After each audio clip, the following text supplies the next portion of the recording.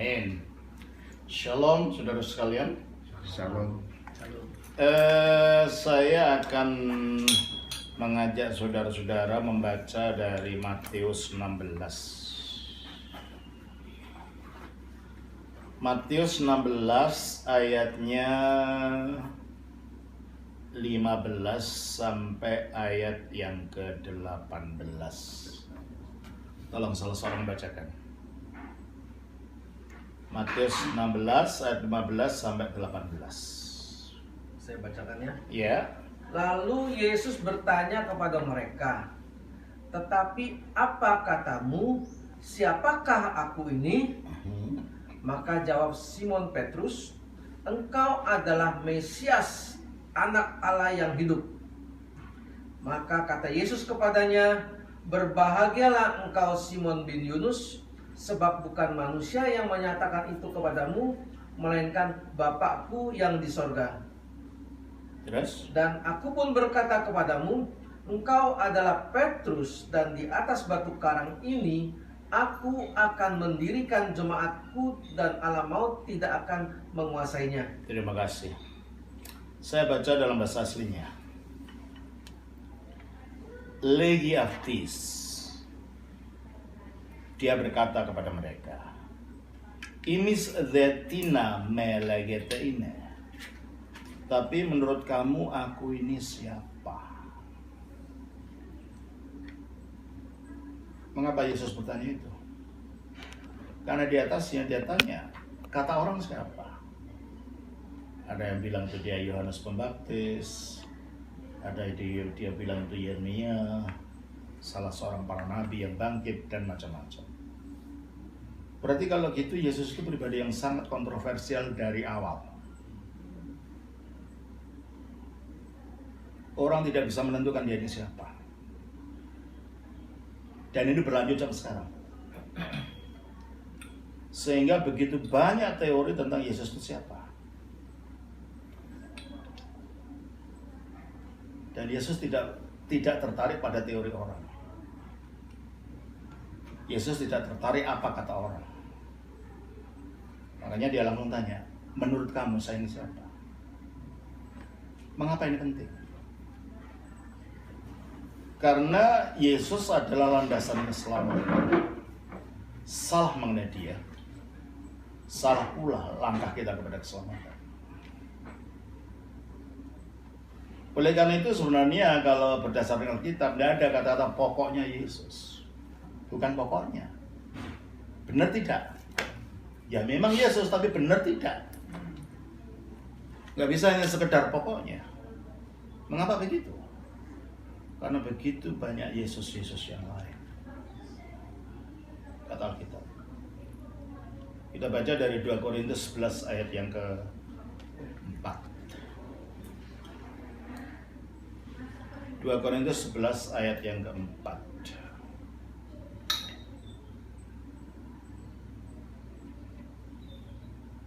Tolong bacakan. Kita interaksi ya. Demikian firman Tuhan dari 2 Korintus 11 ayat 4. "Sebab kamu sabar saja jika ada seorang datang memberitakan Yesus yang lain daripada yang telah kami beritakan."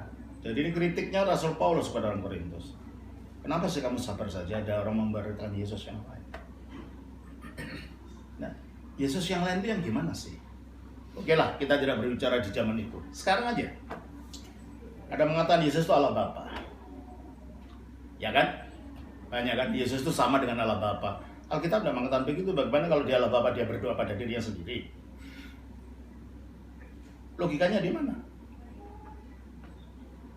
Ketika dengan ya Bapa engkau mengasihi aku, dia mengasihi dirinya sendiri. Kasih selalu memberikan kepada orang. Ya kan? Berarti ada kesalahan di dalam pemahaman tentang itu. Ada yang mengatakan Yesus itu adalah malaikat Mikael yang jadi manusia. Itu saksi Yehova mengatakan. Ada yang mengatakan Yesus itu adalah saudara kembarnya Lucifer. Mormon mengatakan itu. Ada yang mengatakan Yesus hanya manusia biasa. Islam mengatakan itu. Dan berapa banyak lagi teori-teori, pendapat-pendapat tentang Yesus. Atau mau di sini boleh? pendapat-pendapat tentang Yesus yang satu saling bertentangan dengan yang lain. Tidak mungkin semuanya sama. Kalau tidak sama, berarti lain yang dibicarakan. Kalau yang lain yang dibicarakan, nanti lain akibatnya. Oleh karena itu sudah bukan waktunya sekarang mengatakan pokoknya Yesus. Enggak, Yesus yang mana? Sekarang banyak orang Kristen malas berpikir.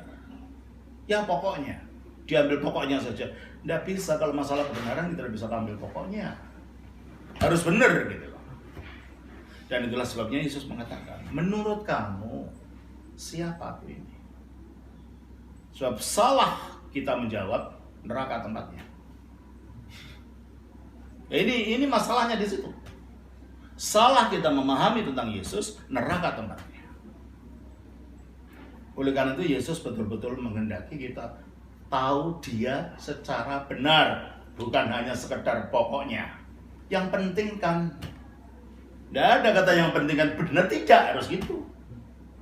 Hitam atau putih, tidak bisa abu-abu. Kalau sudah masalah Yesus ini. Terus ayat yang ke-16 Ayat ke-16 dari Matius pasal 16. Apokritis de Simon Petrus ipe. Berkatalah Simon Petrus, katanya, si o Christos, engkau adalah ho Christos. O ios tu Theu tu zondos, anak Allah yang hidup. Jawabnya singkat, engkau adalah Kristus atau Mesias, anak Allah yang hidup. Apa jawab Yesus? Ke apokritis o Yesus ipenaktis, ipenakto. Dan Yesus menjawab dan berkata kepadanya, Makarios i, berbahagialah kamu.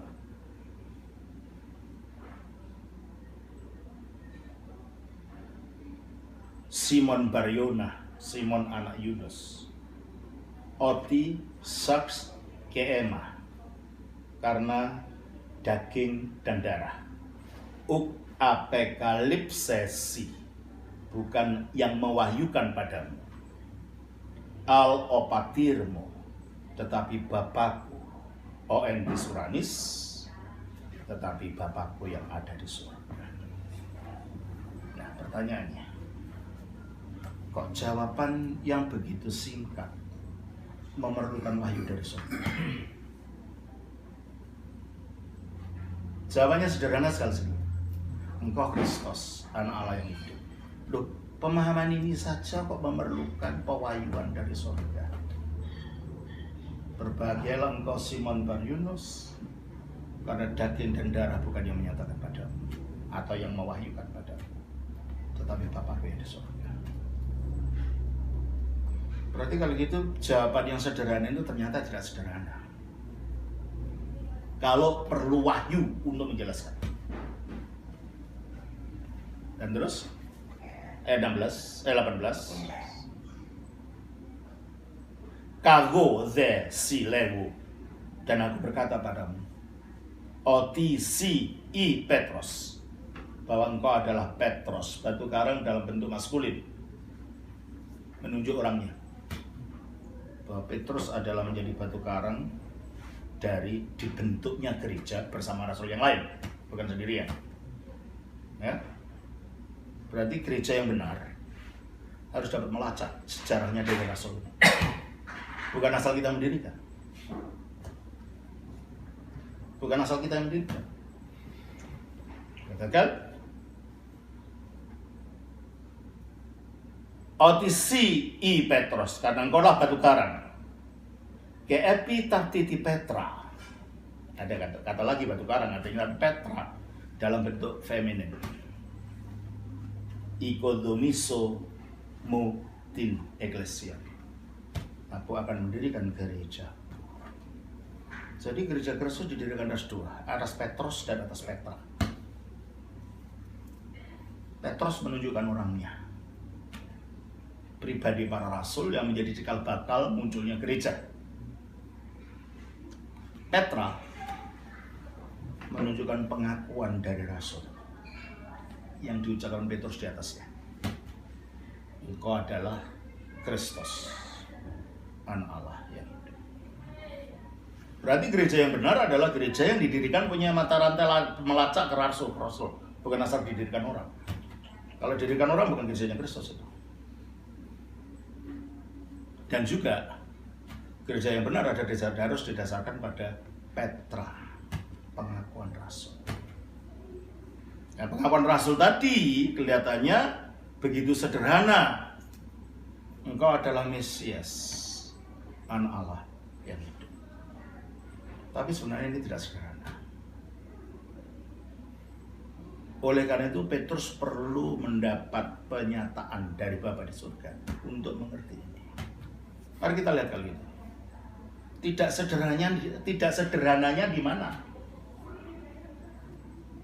Kata Ho Christos dalam bahasa Yunani itu terjemahan dari Ha-Mashiach dalam bahasa Ibrani. Ha-Mashiach adalah artinya si orang yang diurapi itu. Itu artinya Ha-Mashiach artinya adalah si orang yang diurapi itu. The Anointed One. Nah, di dalam Perjanjian Lama ada 3 jabatan yang memerlukan pengurapan. Kita baca dari Imamat pasal 8 ayat 8 sampai 12. Jabatan yang pertama, Imamat pasal 8 ayat 8 sampai 12.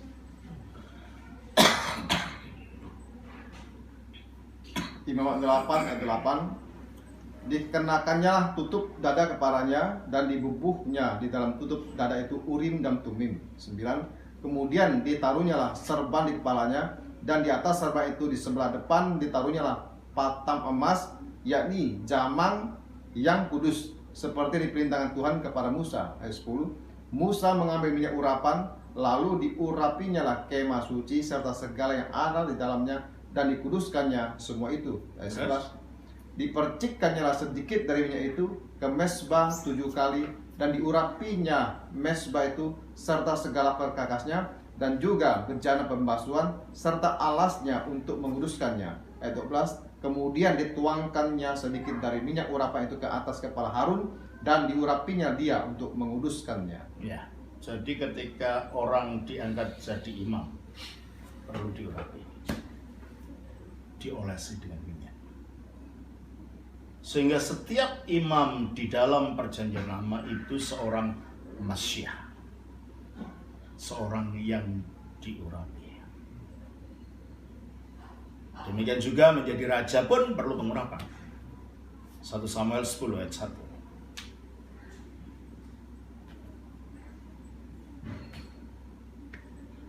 Samuel 10 ayat 1. Lalu Samuel mengambil buli-buli berisi minyak, dituangnyalah ke atas kepala Saul, diciumnyalah dia bersambil berkata, bukankah Tuhan telah mengurapi engkau menjadi raja atas umatnya Israel? Engkau akan. Jadi menjadi raja pun perlu pengurapan. Demikian juga halnya dengan Daud. 1 Samuel 16 ayat 13. 1 Samuel 16 ayat 13. Samuel mengambil tabung tanduk yang berisi minyak itu dan mengurapi Daud di tengah-tengah saudara-saudaranya. Sejak hari itu dan seterusnya berkuasalah roh Tuhan atas Daud. Lalu berangkatlah Samuel menuju Rama. Jadi menjadi raja itu perlu diurapi, menjadi imam itu perlu diurapi, menjadi nabi juga perlu diurapi. 1 Raja-Raja 19 ayat 16. 1 Raja-Raja 19 ayat 16.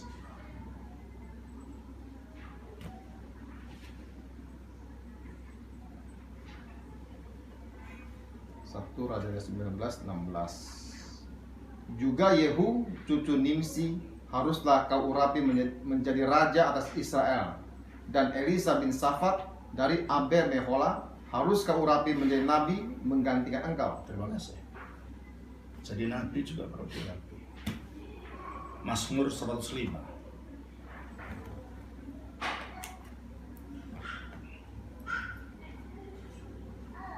Sebentar. Mazmur 105 ayatnya yang ke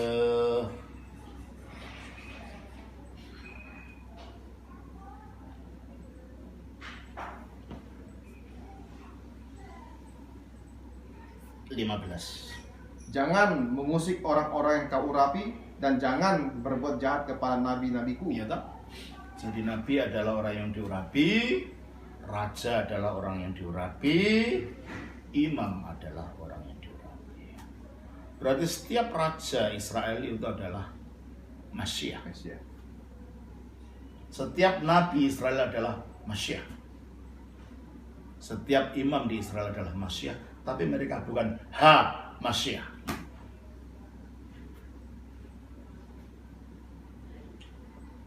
Setiap raja adalah Kristus. Karena Kristus artinya orang diurapi. Setiap imam adalah Kristus. Setiap nabi adalah Kristus, tapi bukan Sang Kristus.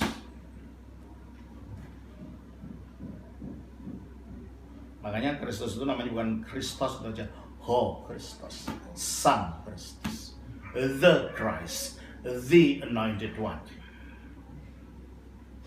Bedanya apa? Untuk menjadi Masiah, berarti satu orang ini harus memegang 3 jabatan sekaligus. Dia adalah imam, dia adalah raja, dia adalah nabi, baru bisa disebut Masiah. Kalau hanya satu jabatan tidak bisa. Itu Masiah gitu aja. Masiah gitu aja. Itu satu. Yang kedua, ketiga jabatan ini harus dipegang secara mutlak. Yang artinya tidak bisa digantikan oleh siapapun. Berarti kalau gitu, orang yang memegang jabatan Masiah, dia harus menjadi nabi yang tidak bisa digantikan. Nabi kekal. Yang mengharuskan dia tidak bisa mati. Sebab kalau dia mati harus digantikan. Ya kan? Yang menjadi Masiah harus seorang raja yang mutlak kekuasaannya bukan di satu wilayah, tapi di seluruh semesta ini. Dan secara mutlak berarti dia tidak bisa mati juga.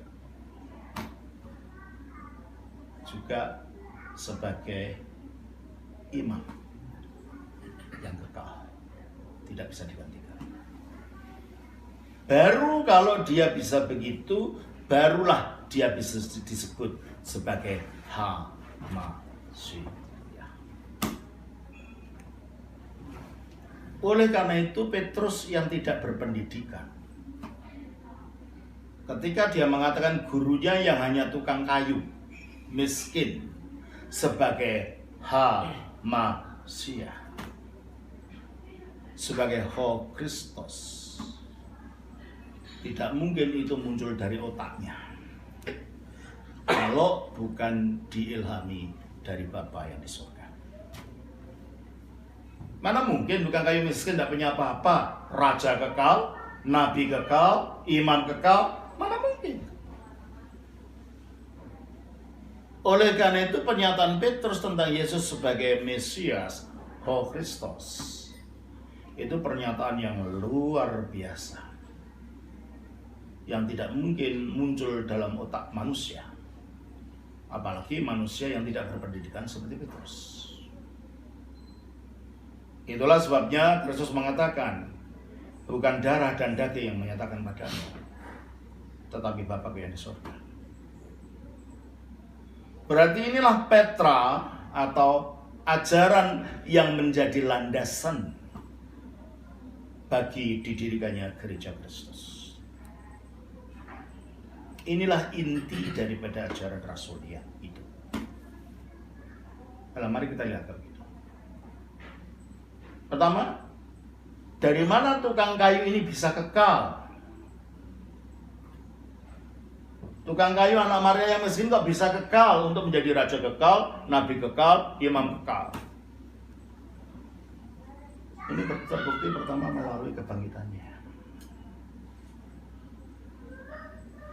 Ternyata kalau begitu, meskipun Petrus belum tahu gurunya akan bangkit, padahal dia mengakui gurunya sebagai Mesias, yang implikasinya dia memiliki hidup kekal, dia diberi ilham oleh Roh Kudus, gurumu akan mati tapi hidup dan kekal selamanya. Dan itulah sebabnya di dalam Roma pasal 6 ayat 9 kita baca. Roma 6 ayat 9. Karena kita tahu bahwa Kristus sesudah ia bangkit dari antara orang mati, tidak mati lagi. Maut tidak berkuasa lagi atas dia. Tidak mati lagi, maut Tidak berkuasa atas dia. Itu pertama dulu. Itu fondasinya untuk bisa jadi kekal, untuk dia bisa jadi mutlak, yaitu bahwa dia tidak bisa mati lagi. Itu dulu. Dan itu terjadi karena dia bangkit. Kalau dia tidak bangkit, tidak mungkin. Nah, pertanyaannya lagi. Yesus mati. Betul. Padahal kata Alkitab upah dosa adalah maut. Apakah Yesus mati karena dosa?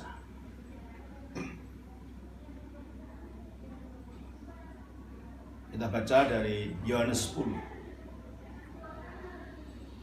ayatnya 17 dan 18. Yohanes 10 ayat 17 dan 18. Bapa mengasihi aku, oleh karena aku memberikan nyawaku untuk menerimanya kembali. 18. Tidak seorang pun mengambilnya daripada Stop. aku.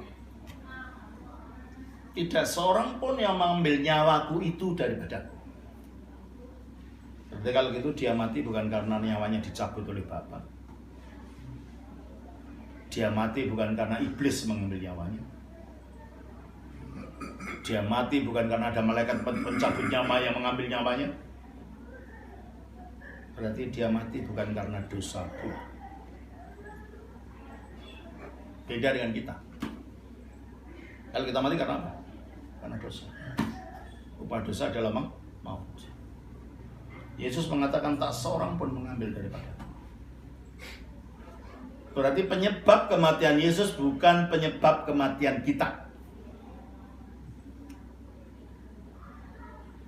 Jelas ini ya? Penyebab kematian Yesus tidak sama dengan penyebab kematian kita. Lalu itu mengapa dia mati? Teruskan ayat 18. 18. Yohanes 10. Tidak seorang pun mengambilnya daripadaku, melainkan aku memberikan menurut kehendakku sendiri. Stop. Berarti dia mati karena menurut kehendaknya. Kalau dia mati menurut kehendaknya, bisa nggak menurut kehendaknya pula dia tidak mati? Bisa nggak? Bisa. Nah kalau begitu, teruskan. Aku berkuasa memberikannya dan berkuasa mengambilnya kembali. Berarti dia mengatakan apa? Dia berkuasa atas hidup dan atas mati. Betul? Padahal secara umum dalam pemikiran orang beragama, agama apa saja, yang berkuasa atas hidup dan mati itu siapa? Secara umum Allah. Dengan dia menyatakan dia berkuasa atas hidup dan atas mati, berarti dia apa? Itu dia. Jadi Yesus menyatakan diri Allah bukan hanya dengan teori. Dibuktikan dulu. Ini loh buktinya aku bisa hidup lagi. Ini loh buktinya aku mati dan bangkit lagi dan tidak mati lagi. Bukti aku berkuasa atas hidup dan mati, dan yang berkuasa atas hidup dan mati adalah Allah. Jelas ini? Berarti kebangkitan Yesus itu sangat penting sekali. Bukti. Ya? Bukti. Karena itu bukti. Jadi orang Kristen tidak berteori tentang Yesus sebagai Allah seperti Kwan Kong jadikan dewa itu, bukan begitu. Kwan Im jadikan dewi, bukan begitu. Tetapi ada bukti, yaitu dia mengalahkan kematian itu, disaksikan para muridnya, dan naik dengan tubuhnya ke surga. Jadi ini bukan kasus orang besar yang didewakan seperti dalam banyak cerita dewa-dewa di dalam agama tradisional, bukan. Ini kasus orang yang membuktikan diri yang punya kuasa atas hidup dan mati. Yang dengan itu membuktikan dia itu ilahi. Makanya kembali kepada Roma 6 ayat 9.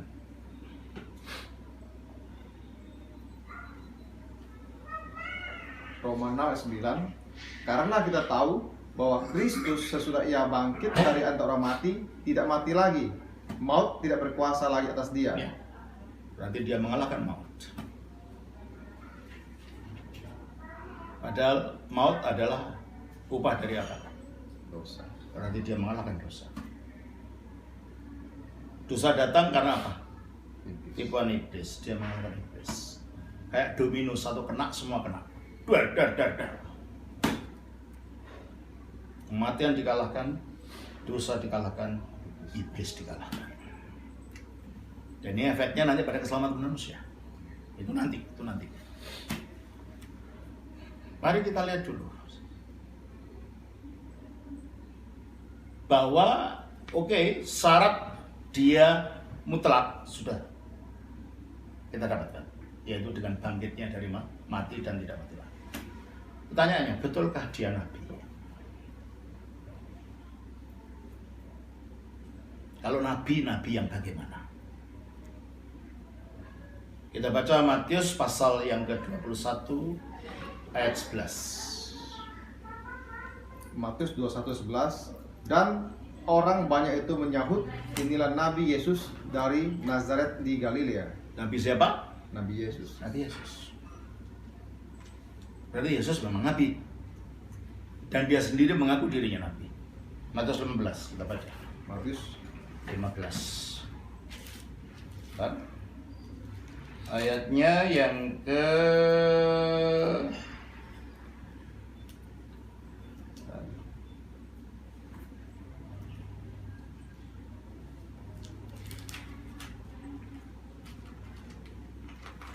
atau Markus lah, Markus pasal yang ke-7. Kita lihat Markus ke-7 ayatnya yang ke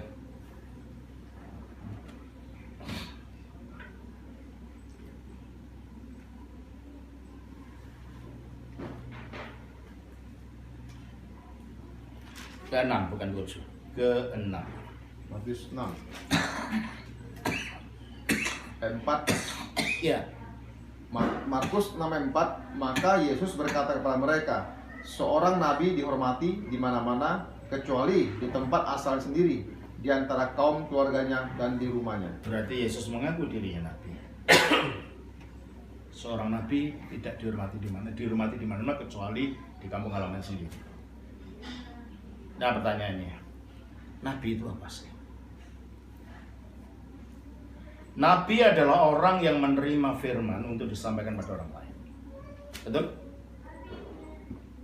Jadi setiap nabi menerima bagian dari firman Allah untuk disampaikan pada orang lain. Kalau gitu apa Yesus orang yang menerima firman? Yesus bukan hanya sekedar orang yang menerima firman, tapi Yesus adalah firman itu yang jadi orang. Jelas ini? Yesus adalah firman itu sendiri yang berada dalam Allah itu yang jadi orang, jadi manusia. Baca Yohanes 1 ayat 1. Pada mulanya adalah firman, firman itu bersama-sama dengan Allah, dan firman itu adalah Allah. Ayat 15. Firman itu telah menjadi manusia. Terima kasih. Jadi berbeda dengan nabi-nabi yang lain adalah orang yang menerima firman, Yesus adalah firman itu sendiri yang diterima para nabi tadi sedikit-sedikit, tapi sekarang jadi orang. Jadi kalau dia adalah nabi, dia adalah sumber dari segala kenabian.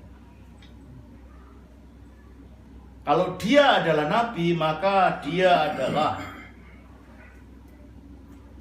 nabinya segala nabi. Karena dia bukan hanya orang yang menerima firman, tapi firman itu sendiri yang jadi orang. Sehingga kalau dia nabi, berarti dia nabi tersempurna dan nabi yang terakhir, dan tidak ada nabi lagi sesudah dia. Kita baca Ibrani 1 ayat 1 dan 2. Ibrani 1 dan 2. Ayat 2. Setelah pada zaman dahulu, Allah berulang kali dalam berbagai cara berbicara kepada nenek moyang kita dengan perantaran nabi-nabi. Nah, zaman kapan itu? Nenek moyang. Zaman dulu. Pada zaman dulu, Allah berbicara kepada nenek moyang kita dengan perantaraan nabi-nabi. Itu zaman dulu. Ayat 2. Maka pada zaman akhir ini ia telah berbicara kepada kita dengan perantaran anaknya. Stop. Kalau zaman dulu nabi-nabi, zaman akhir anak, yaitu firman yang jadi manusia. Berarti kalau itu sang anak itulah nabi terakhir. Karena itulah dialah cara Allah berbicara kepada manusia untuk zaman akhir. Berarti menurut Alkitab siapa nabi terakhir? Yesus.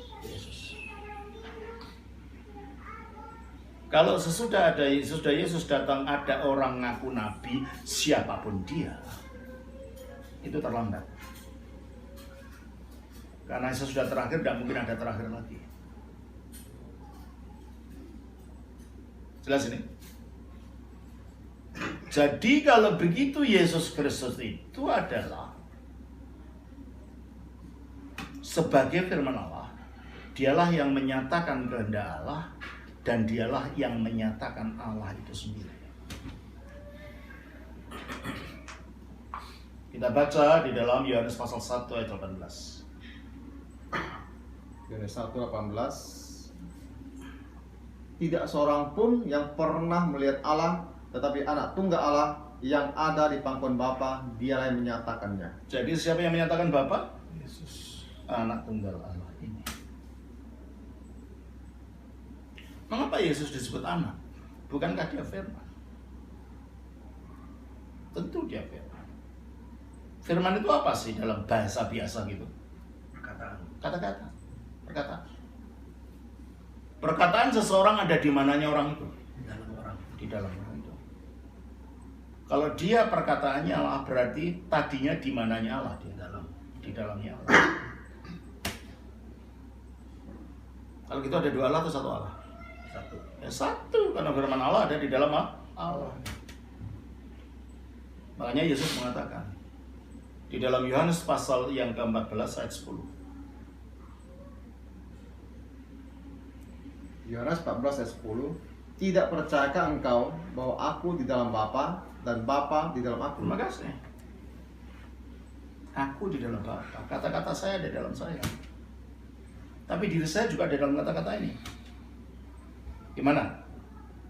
Coba kalau saya datang dari sini dan selama 5 jam saya diam duduk di sini tidak ngomong apa-apa, saudara ngerti siapa saya? Enggak. Baru saudara mengerti siapa saya setelah saya buka mulut dan mengucapkan kata-kata itu. Berarti saya ada dalam kata-kata saya, sehingga saudara mengenal saya. Tapi pada saat yang bersamaan kata-kata saya ada di dalam saya, nggak mungkin di luar sana. Maka Yesus mengatakan, aku di dalam Bapa, Bapa di dalam aku.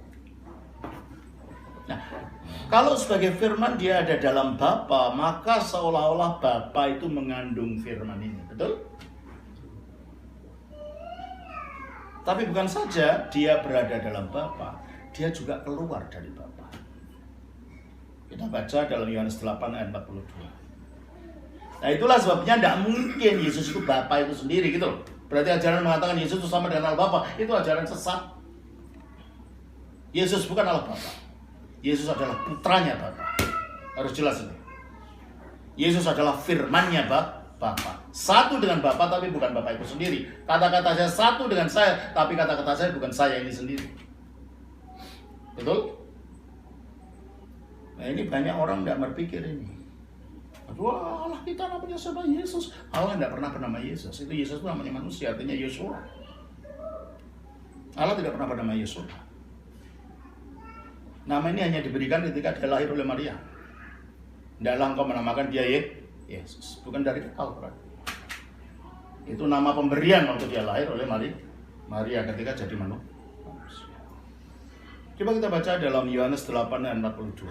Kata Yesus kepada mereka, "Jikalau Allah adalah Bapamu, kamu akan mengasihi aku, sebab aku keluar dan datang dari Bapa." Aku keluar dan datang dari Allah. Kalau dia keluar dari Allah, tadinya di mananya Allah?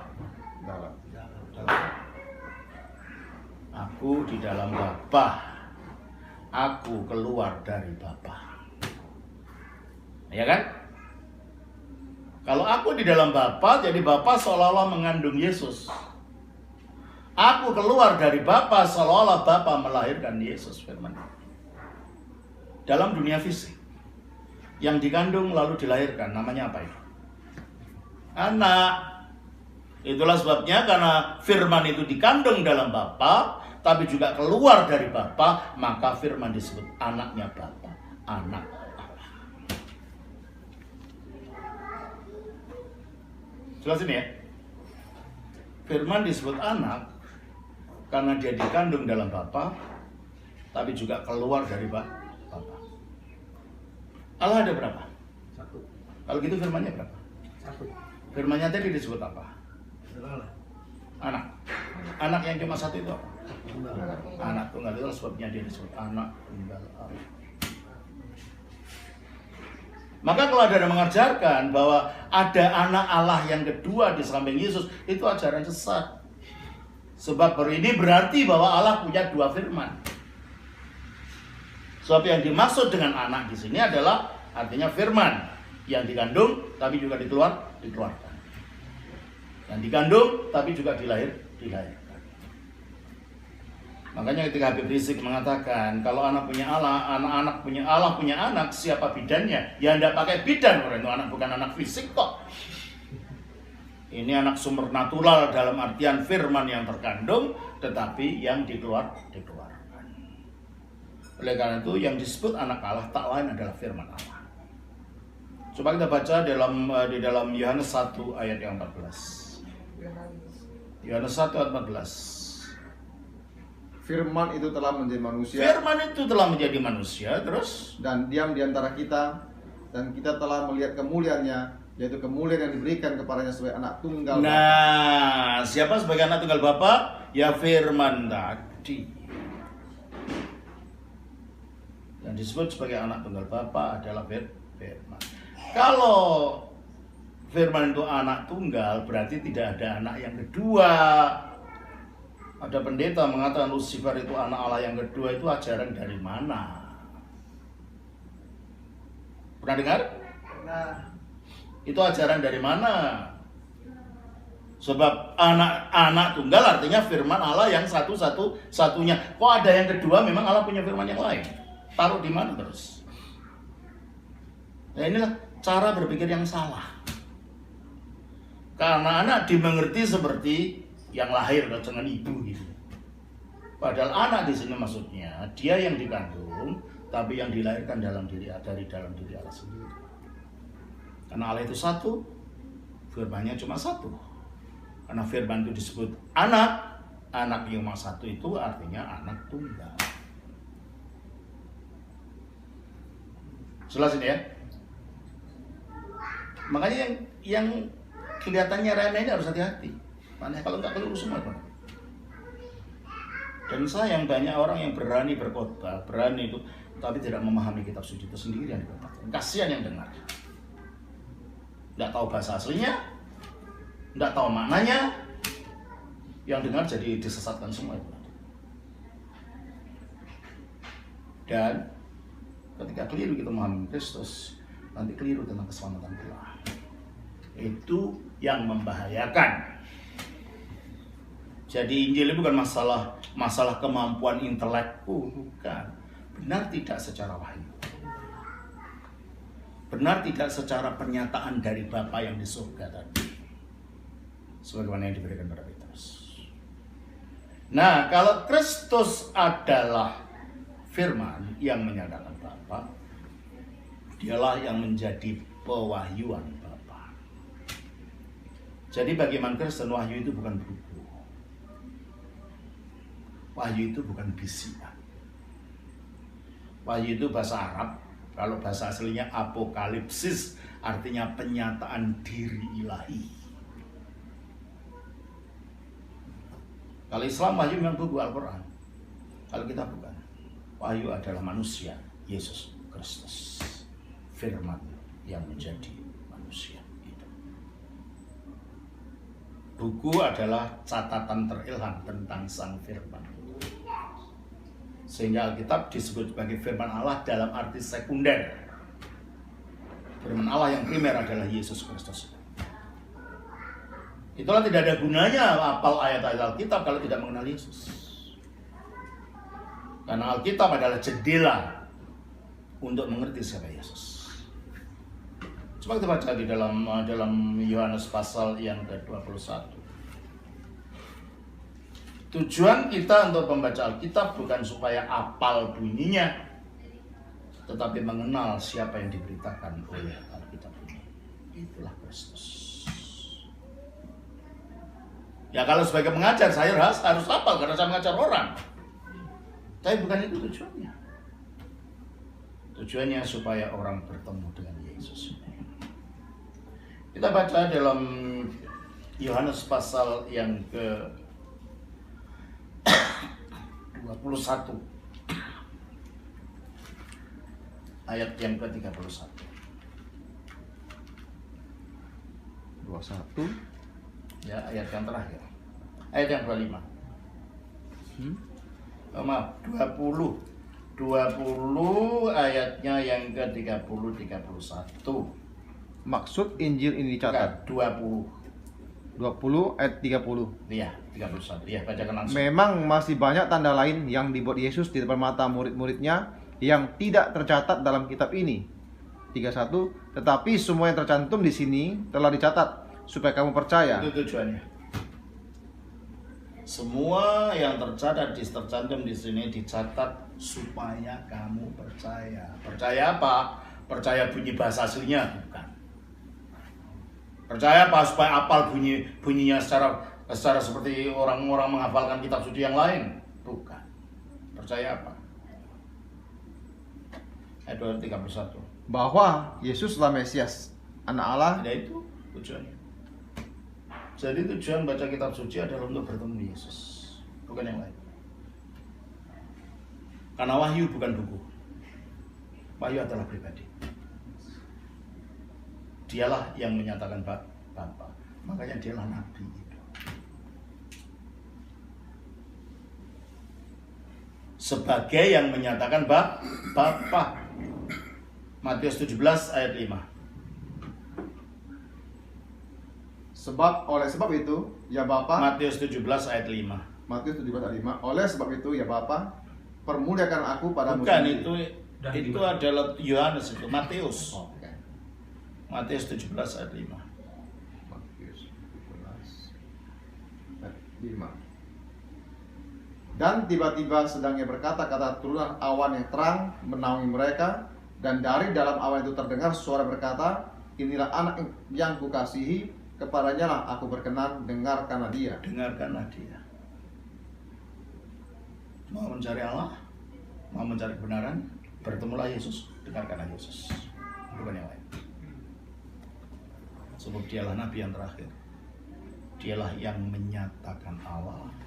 Dialah penyataan dari Allah itu sendiri. Lukas pasal 2.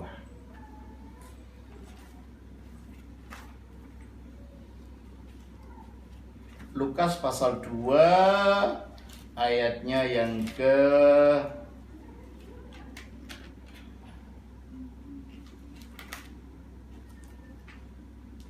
5. Lukas pasal 2 ayatnya yang ke 30 sampai 32. Ini Simeon ketika bertemu bayi Yesus di Bait Allah. Lukas 2:30. Sebab mataku telah melihat keselamatan daripadamu. Ya, ketika dia melihat bayi Yesus, dia mengatakan mataku telah melihat keselamatan. Berarti keselamatan bukan sesuatu, tapi seseorang. Itulah Yesus. Keselamatan itu bukan konsep, tapi pribadi. Dan pribadi itu adalah Yesus. Selama ini kan konsep. Makanya bisa mengatakan keselamatan bisa hilang atau tidak, itu karena konsep. Keselamatan itu manusia kok. Manusia adalah penjelmaan dari firman Allah sendiri. Teruskan. Ayat 31 Lukas 2, yang telah engkau sediakan di hadapan segala bangsa. Ayat 32, yaitu terang yang menjadi penyataan bagi bangsa-bangsa Terang lain. yang menjadi apokalipsis Penyataan. bagi bangsa-bangsa lain. Terang yang menjadi wahyu atau penyataan dari Allah kepada bangsa-bangsa lain. Jadi percuma kita menghafal ayat Alkitab dari Kejadian sampai Wahyu kalau kita nggak bertemu dengan Yesus. Berarti kita gagal memahami isi Alkitab. Alkitab di sana bukan hanya untuk dihafal, dibuat konsep. Alkitab di sana diberikan menjadi jendela kita menjenguk kepada apa yang diberitakan itu dan bertemu dengan siapa yang diberitakan itu dan oleh Yesus.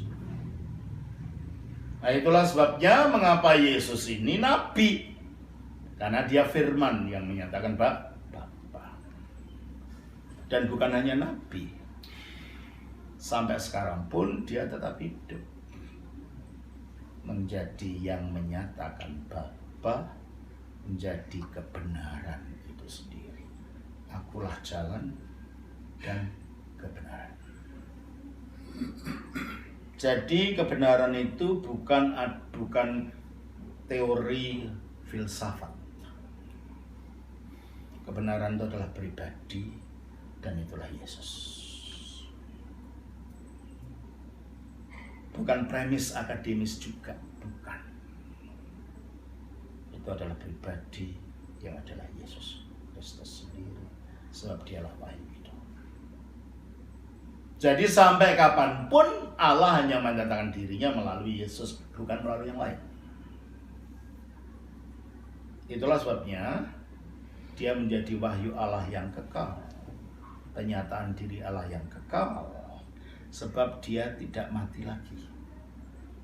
Dia masih ada dan dia tetap menyatakan dirinya pada manusia. Oleh karena itu kalau orang itu orang dari agama apa saja, kalau rindu mencari kebenaran, pada akhirnya bertemunya Yesus. Entah dia Konghucu, entah dia Tao, entah dia Muslim, entah dia apa saja, kalau dia merindukan menemukan kebenaran, sungguh pada akhirnya yang ditemui adalah Yesus. Dan cerita itu banyak sekali. Sebab wahyu itu bukan konsep akademis, bukan konsep filsafat. Wahyu itu adalah pribadi anak Allah, firman Allah yang menjadi manusia, yang sesudah mati dia tidak mati lagi, kekal sampai selama-lamanya. Itulah sebabnya kenabiannya tidak bisa digantikan oleh siapapun, sebab dia tidak pernah mati lagi dan tidak butuh mati, maka tidak butuh ganti. Dari sisi ini dia memang Hamasyah, karena dia nabi mutlak, tak tergantikan sampai kapanpun. Jelas ini ya? Yang kedua, imam. Betulkah Yesus itu imam? Imam itu apa tugasnya? Mempersembahkan korban. Terutama sekali setahun dia membawa hasil korban itu, darahnya, ke dalam bait Allah pada hari raya pendamaian menurut Imamat 16. Yesus mengatakan dalam Markus pasal yang ke-10 ayat 45. Kita baca. Markus 10:45, karena anak manusia juga datang bukan untuk dilayani, melainkan untuk melayani dan untuk memberikan nyawanya menjadi tebusan bagi banyak orang. Memberikan nyawanya menjadi tebusan untuk banyak orang. Bahasa ini adalah bahasa korban. Imamat 17 ayat 10. Setiap orang dari bangsa Israel dan dari orang asing yang tinggal di tengah-tengah mereka yang makan darah apapun juga, aku sendiri akan menentang dia dan melenyapkan dia Terus? di tengah-tengahnya. Ayat Terus? 11, karena nyawa makhluk ada di dalam darahnya, dan aku telah memberikan darah itu kepadamu di atas mezbah untuk mengadakan perdamaian bagi nyawamu. Itu kan? Darah binatang itu menjadi perdamaian bagi nyawamu, dan Yesus mengatakan memberikan tubuhnya sebagai petebusan bagi banyak orang. Yes. Ini yang menjadi tebusan bagi banyak orang. Kenapa bukan bagi semua orang? Ya jangan hanya salah ayat itu saja, kan ayat yang lain mengatakan. Ini dalam kasus spesifik berbicara pada muridnya aja. Tapi dari ayatnya kan mengatakan memang untuk banyak orang, untuk semua orang, untuk seluruh dunia. Karena begitu besar Allah mengasihi dunia ini sehingga diberikan anaknya yang tunggal itu, dan diberikannya menjadi korban ini, dan kepada dunia, bukan banyak orang. Ya. Tapi nggak semua orang secara otomatis kan orang-orang dengan kriteria tertentu ya Ya orang yang mau nerima. yang menerima. Karena itu Percaya. tergantung kepada kehendak bebas manusia itu. Makanya Yesus tahu, ya semua orang secara teori untuk semua orang. Coba kita baca di dalam 1 Timotius 2 ayat 4. Secara tujuan untuk semua orang, tapi kan tidak semuanya terima. Coba 1 Timotius Timotius 2 ayat 4. yang menghendaki supaya semua orang Ya, diselamatkan. toh? Kehendaklah semua orang diselamatkan. Tapi apakah semua mau diterima diselamatkan? Tidak. Maka dia mengatakan banyak orang karena tidak semuanya yang mau terima. Jelas ini ya? Jadi kalau begitu Yesus mati di atas salib itu adalah menggenapi korban apa saja yang ada dalam perjanjian lama. Korban harian yang 5 buah jumalnya yang tertulis dalam Imamat 1-7. Korban Paskah yang tertulis dalam Keluaran 11-13. Korban pendamaian yang tertulis dalam Imamat pasal yang ke-16. Semua korban dalam perjanjian lama telah digenapi oleh Yesus waktu dia mati di atas salib. Salib adalah mezbahnya, tubuh adalah korbannya, derita adalah kesakitan. Dia dibakar sebagai korban.